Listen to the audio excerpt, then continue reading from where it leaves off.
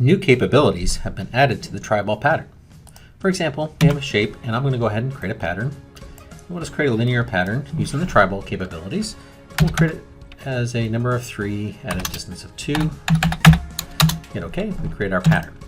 The new capabilities allow you to create a pattern of a pattern. For example, I can select the pattern shape, turn on the TriBall, locate it in a different location. In this case, I'll just create a radial pattern. I'll move it out here, and I'll lock an axis and right-click to create a radial pattern.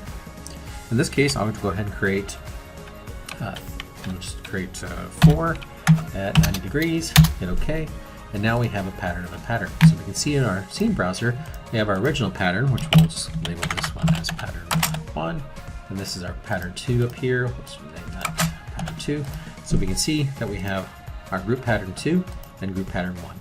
And you still have the flexibility to modify these. For example, I can right-click on these to edit any of the pattern information. So maybe I want to change it to instead of 3 to 4.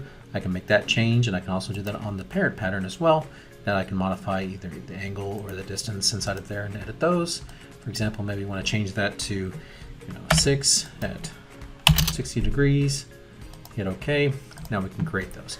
So you can continue to create these patterns of patterns to meet the desired needs that you have for your pattern shapes. This works both on parts and assemblies.